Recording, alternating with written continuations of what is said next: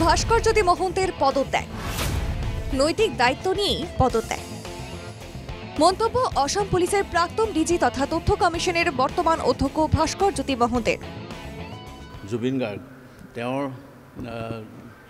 মহাপ্ৰয়াণৰ পিছৰ সময়ছোৱাত মোৰ ভাতৃ শ্যামকানু মহন্তৰ নামটো তাত জড়িত হৈ তেওঁ বৰ্তমান জুডিচিয়েল কাষ্টডিত আছে।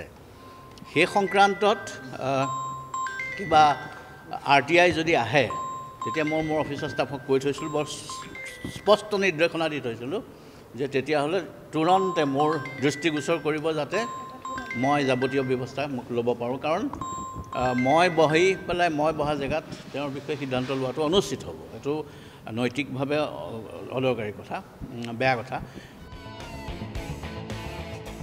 বৃহস্পতিবার নিজের ফেসবুক পেজে পদত্যাগের কথা জানান প্রাক্তন IPS তথা জুবিন মামলার অন্যতম অভিযুক্ত শ্যামকানু মহন্তের বড় ভাই ভাস্করজ্যোতি মহন্ত। শ্যামকানু সম্পর্কে তথ্য চেয়ে RTI আবেদন আসার পরেই নিজের পদ থেকে সরে দাঁড়ানোর সিদ্ধান্ত নেন ভাস্করজ্যোতি। কারণ তিনি পদে থাকলে স্বচ্ছতা ও নিরপেক্ষতা নিয়ে প্রশ্ন থেকে যেতে পারে। এটা ধরে নিয়ে নৈতিক দায়িত্ব নিয়েই পদত্যাগের সিদ্ধান্ত নেন তিনি। নিজের ইস্তফা নিয়ে বৃহস্পতিবার সাংবাদিকদের ঠিক কি বলেছেন ভাস্করজ্যোতি আরও একবার শুনে নেওয়া যাক। In order to uphold the highest tradition of impartiality, transparency and good governance exhibited in the RTI Act and the Constitution of India, I consider it to be in the fitness of things to demit my office so that no doubts or inferences may be cast in the administration of justice pertaining to the instant RTI petition. যাতে কোনো সন্দেহ বা এনেকুৱা ধৰণৰ অনাহক চিন্তাৰ হেৰি নহয়, গতিকে তাৰ কাৰণে মই মোৰ অফিচটো ডেমিট কৰিবলৈ বিচাৰিছোঁ আৰু একৰ্ডিংলি মই ৰেজিগনেশ্যন দিছোঁ, মই ইস্তফা দিছোঁ। 1 অক্টোবর গ্রেপ্তার করা হয়েছিল শ্যামকানু মহন্তকে। 36 দিন পর পদত্যাগ করলেন ভাস্করজ্যোতি মহন্ত। রাজ্য তথা কমিশনের অধ্যক্ষ ছিলেন ভাস্করজ্যোতি।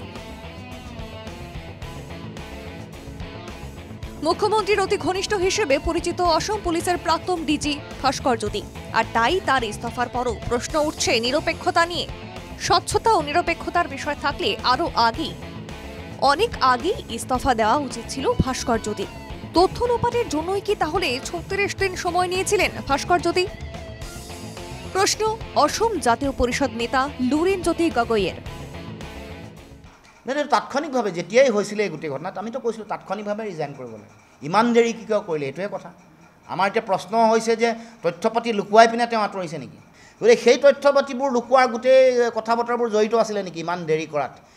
তাৎক্ষণিকভাৱে এটা গোটেই কথা বতৰাবোৰ এলিগেশ্যন ভায়েকক লৈ আহিছে, লগে লগে দিব লাগিছিলে নৈতিক দায়িত্ব। এইটো হ'ল ভাল মানুহৰ কথা, এইটো হ'ল গণতান্ত্ৰিক মানসিকতা থকা, ন্যায় আৰু সত্যতা মানে হেৰিৰ প্ৰতি দায়িত্ব থকা মানুহৰ কথা। এগৰাকী DGPৰ দৰে দায়িত্ব থকা এগৰাকী মানুহে ইমান দিন খামোচ মাৰি ধৰি থাকিলে এই তথ্য আয়ুক্তৰ দৰে যিটো পদ, এইটো মই আশ্চৰ্য প্ৰকাশ কৰিছোঁ। এতিয়া শেহতীয়াকৈ কৰিলে, কিন্তু আমাৰ এইটো কথা সন্দেহ হয় বাকী তথ্য পাতি শ্যামকানু মহন্তৰ ঘৰত ৰেইড কৰাৰ পাছত যিবোৰ চিল পাইছিলে, মোহৰ পাইছিলে, পেড পাইছিলে, বিভিন্ন কম্পিউটাৰ লেপটপ জব্দ কৰিছে, সেইবোৰৰ মাজত নিহিত হৈ থকা যিবোৰ তথ্য ভাণ্ডাৰ এইবোৰৰ ইফাল সিফাল হৈছে নেকি, সেইটো প্ৰশ্নহে মানুহৰ মাজত আছে। লুরিনের এই অভিযোগের পর এবার কি প্রতিক্রিয়া দেন অসম পুলিশের প্রাক্তন ডিজি, দেখার বিষয় হবে এটা। Bureau report NKTV Bangla.